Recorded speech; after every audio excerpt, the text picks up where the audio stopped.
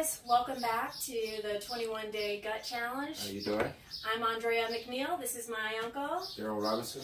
Awesome. And so we're here taking the challenge to get our gut in health for the next 21 days using Biomebliss products. So we're excited about that. We're excited to be here on day 6, this beautiful weather. Good weather. Yeah, it's great. So yesterday we talked about the importance of glycemic index, our glycemic response, and then how Biomebliss product can help with our response to our glycemic response. And so just to recap really quickly, the glycemic index was designed to help us guide us in our food choices and beverage choices to prevent multiple blood spikes during the day in terms of what we eat.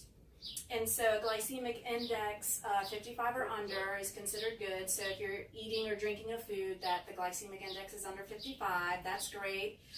Moderate is considered 56 to 69. And then a high glycemic food is considered 70 and above. And guys, I don't know if you've checked it out or looked or Googled glycemic index of some of your favorite foods. You may be surprised. Like, for example, I love grape nuts.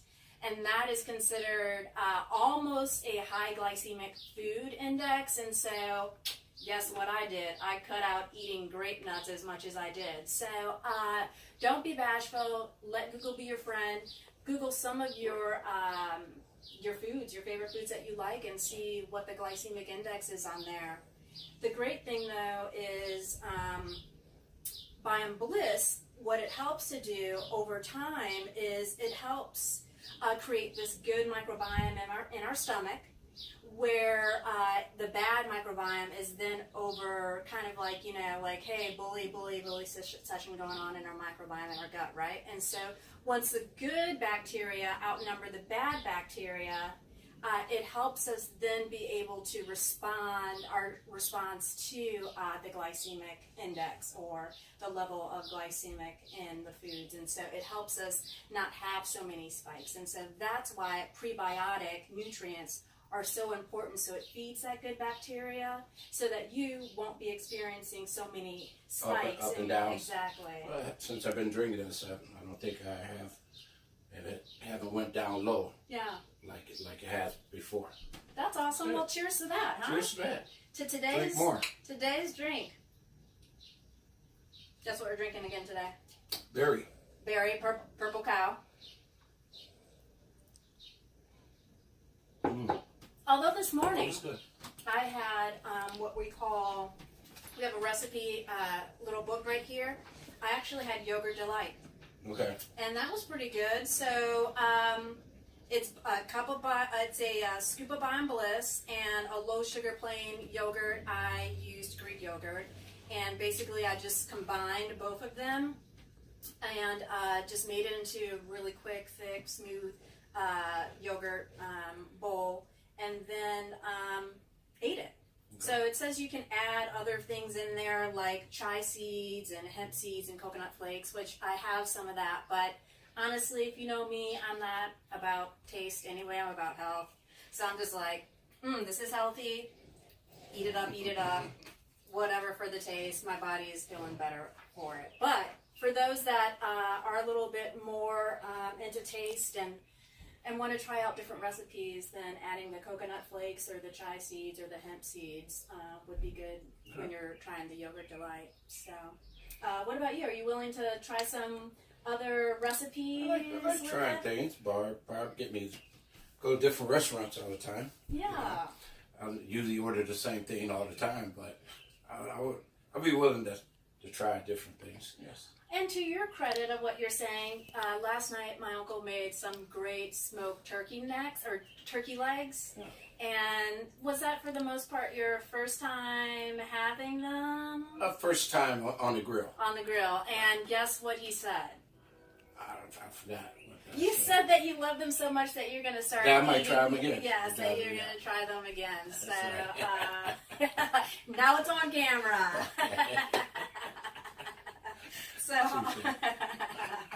awesome about that. So that's definitely a leaner meat that to incorporate into the diet. And probably lower glycemic index than red meat or pork. So get excited about that.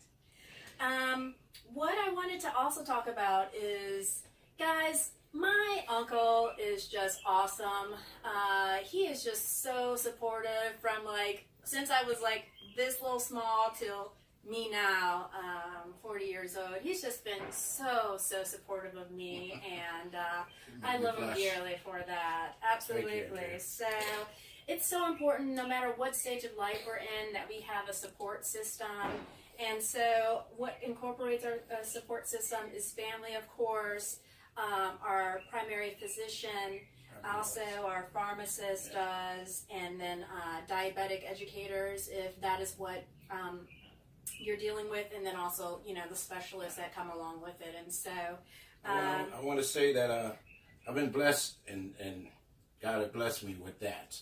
You, my sister, my wife, my friends, and everything, my doctors and everything, as a support system. They, you got to look at as in friends and family.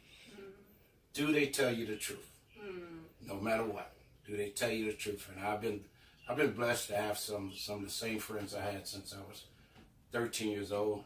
That is, we're going through some of the same things, and we support each other, and especially my family, your mom, you, been put, in my life, my wife, and yes, I've been very blessed with a support system. I don't think a person should go through this by themselves. Yeah, awesome. Thanks, Uncle Daryl, and shout out to Barb, who's behind the camera, taking care of business as the director of this. So we're going to talk a little bit specifically about health literacy and the importance of health literacy. And so the CDC talks about, or defines it as, one's ability to obtain and process and understand health information and services needed to make healthy, educated, and appropriate health decisions based on where we are in life. And so, we tend, when we're younger, to be a little bit healthier, but not as health literate. And then as we get older, hopefully we become a little bit more health literate as we do kind of have health challenges just as we get older. And so health literacy is as important as financial literacy, as is important as being able to read and write. And so, guys, don't take that for granted. Don't feel like you can't talk to, challenge, and question your physician. True, so true. You think you have knowledge in your younger years, but you really don't concentrate on it because you're in such good shape. And you think you can go through anything, eat anything, and no consequences. Yeah. So, and then when you get older, consequences. And that's called wisdom, guys. But I wanted to talk about the role of the pharmacist. So I think that is a little less intimidating than, let's say, the challenge that I just gave us to go in and talk to and question our physician.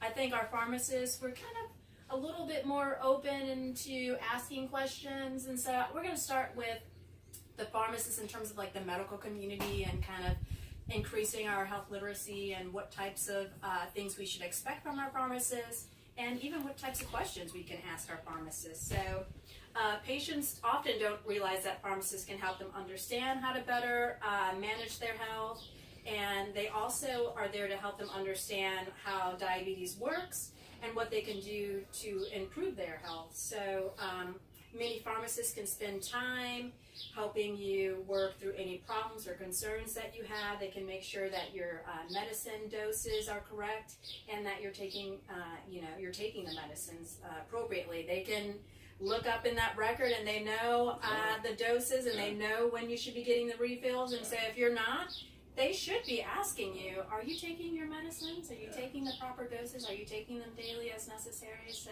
the pharmacists, they try to stay on top of it a little bit more these days. I guess because they almost a doctor. And they ask a lot of questions. And they give you a lot more information. A lot more information. It's pretty. I got some good ones. Yeah. And that's really great. I actually like how a lot of the pharmacists, pharmacies, we won't name any, but a lot of them have a opportunity to sit down and do a consultation with the pharmacist. And so, guys, whatever health challenges you have, I encourage you to take the time and do that. That's part of their job. That's what they love to do, and that's part of their calling. And so I'm glad that you have a great relationship with your pharmacist, and that I hope that everybody else will take this information as well and understand that let the pharmacist work for you and be beneficial to better eating, thinking, living, and being as well. So anything else today that you wanted to talk about? Oh, just